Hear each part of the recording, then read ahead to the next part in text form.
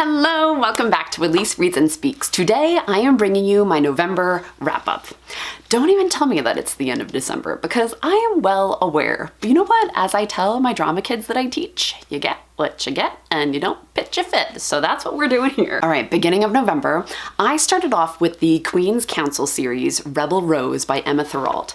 I was very excited for this one because this is, each book is going to be about the aftermath of a Disney princess, and Rebel Rose was about Belle after she ends up with, I thought it was Prince Adam, but they called him in the story Leo. Like, what? What happened? Okay, fine, we'll change some names, that's fine.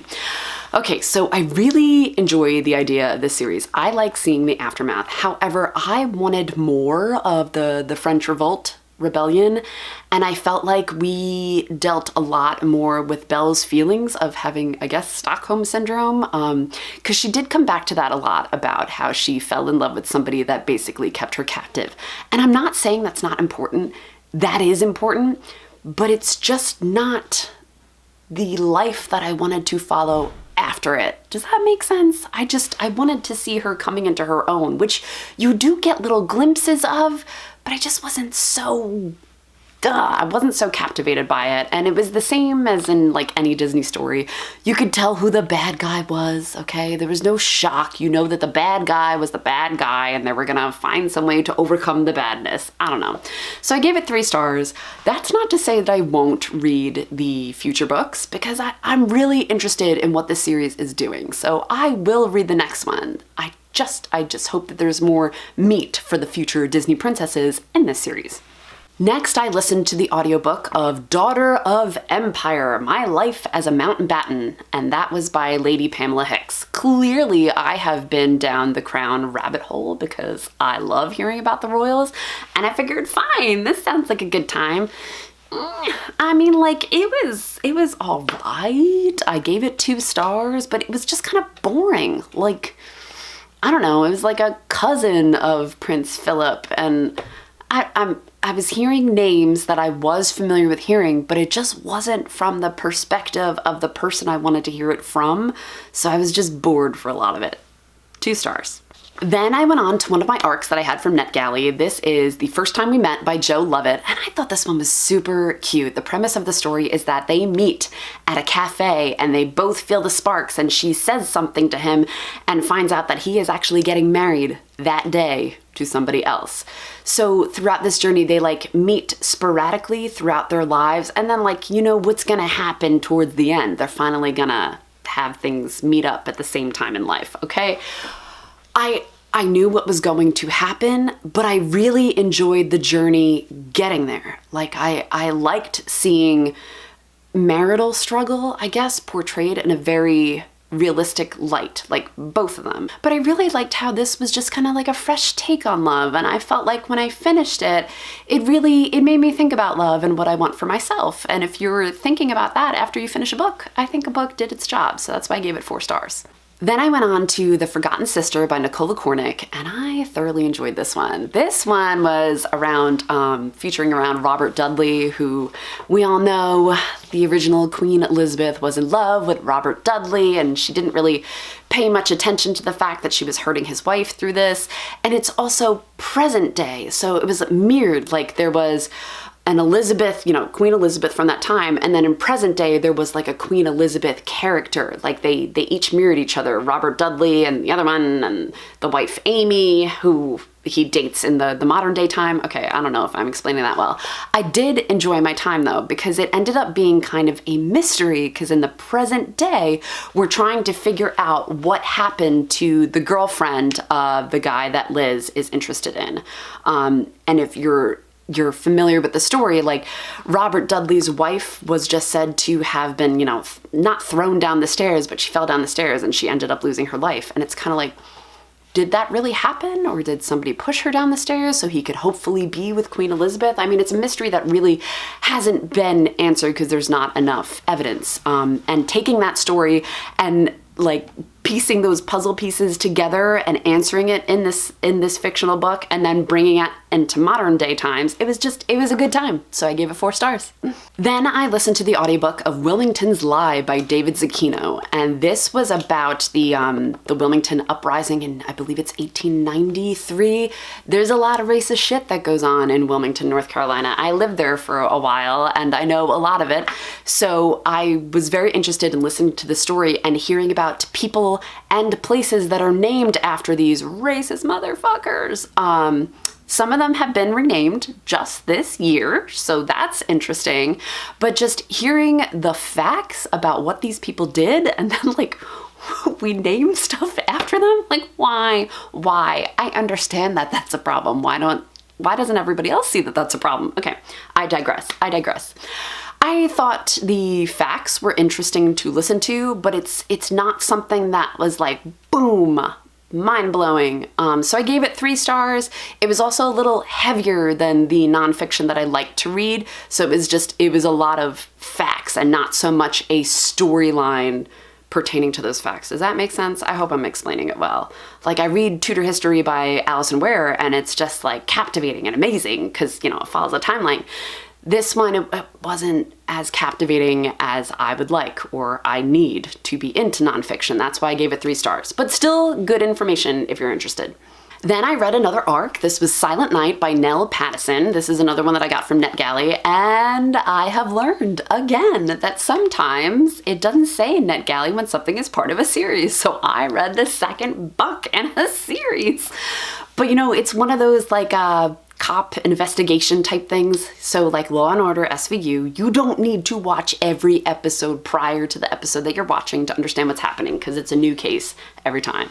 So I did enjoy the story. I enjoyed it so much that I think I would go back and read the first one. And then I believe the 3rd one is coming out in the beginning of next year. So I would go on to that one.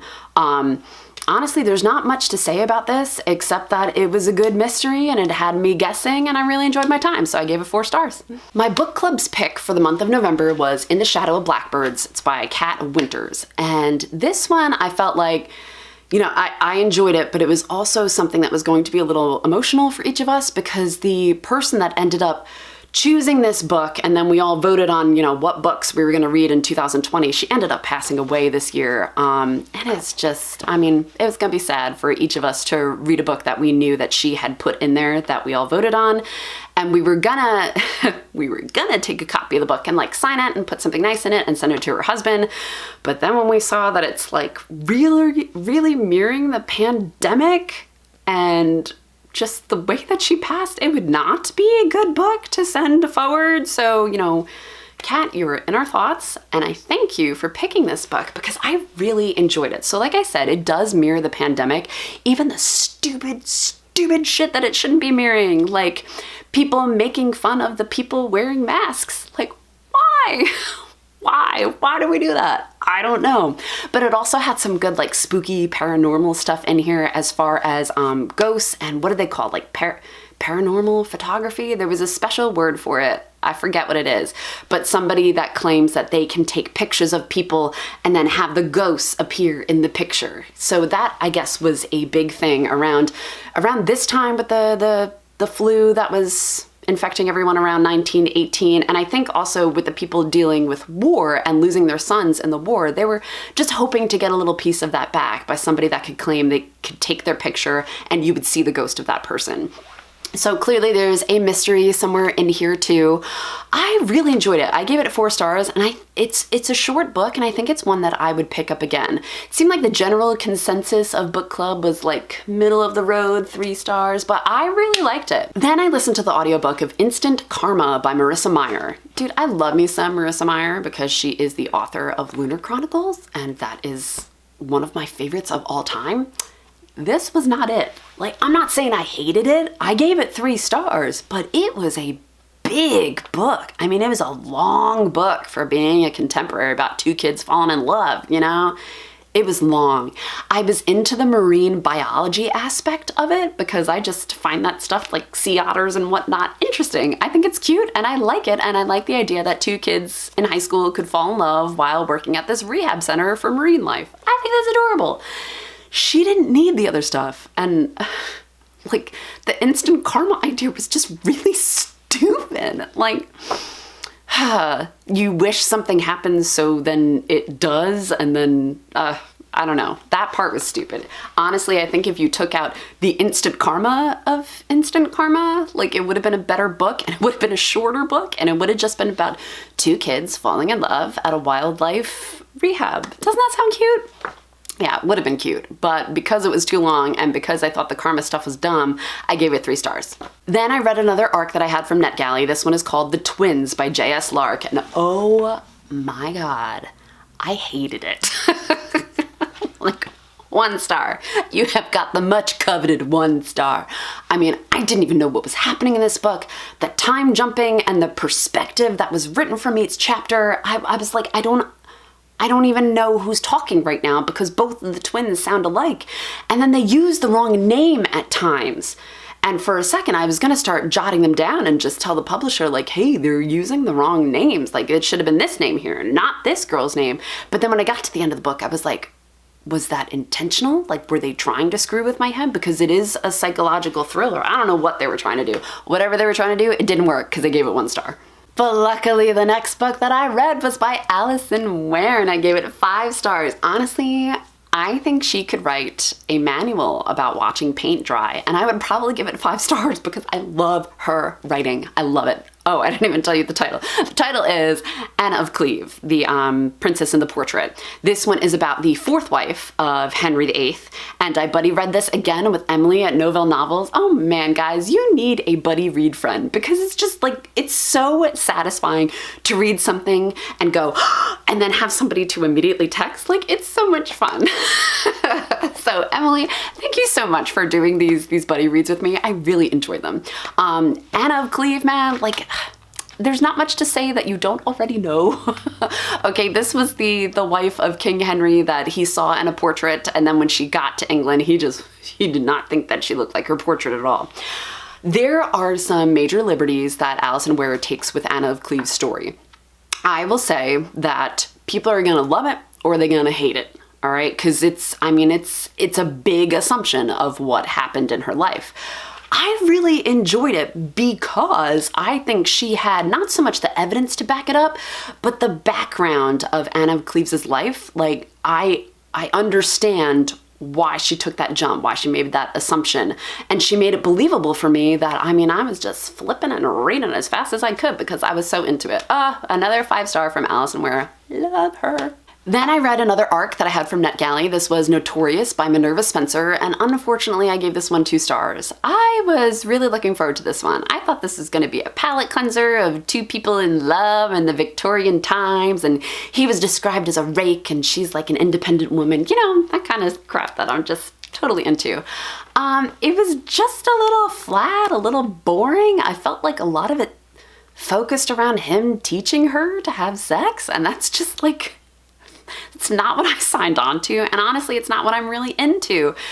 The saving grace of this story was her friend and the husband's sister, or I guess like adopted sister. She was the interesting character, and I believe the author is writing a 2nd book that focuses on her that maybe I'd pick up because I was into her. But this book got 2 stars because I just wasn't into these 2. Then I listened to the audiobook of American Royals by Catherine McGee, which Erica and Michelle have been saying that I'd love forever, and you guys were right, man. Like, I loved it. I gave it 4 stars. It was like The Crown meets Gossip Girl. It was a fun time, and I'm here for it. I will definitely read the 2nd one. I have to say, her other series I was into, and other people didn't seem to be into, the 1000th Floor. And I felt like a lot of American Royals was actually kind of reminiscent of that series. Well, I say series, but I only read the 1st book because I forgot to go on to the 2nd one. But like the pettiness and the gossip girlness of it, like, if you enjoyed this and you take the royal aspect out and put a little bit futuristic in there, you might like the 1000th Floor too. But anyway, this is about American Royals, and I liked American Royals, so I gave it 4 stars. And the last one that I read in the month of November was Princess of the Midnight Ball by Jessica Day George. This was another retelling of 12 Dancing Princesses, and I loved it. Like, it didn't have the crazy twist of House of Salt and Sorrows, and I loved House of Salt and Sorrows, but I'm just saying, if you want a retelling that's more about the story and not putting their own spin on things, I think you'd really enjoy this one. This one is a wholesome one, and I was totally into the princesses. I liked the guy that figured out what they were doing as far as like where the princesses were going, and it's also a part of a series. I think it's called the Westphalian Princesses. So, you know, they're the 12 dancing princesses in the first story, and then the second one goes into some Cinderella type story, and they're in that story as well. Like, I enjoy where this series is going. So that one I gave 4 stars. If you are just looking for a feel-good, quick read that's a fairy tale retelling, I highly recommend Princess of the Midnight Ball and the Westphalian Princesses. It's a good time.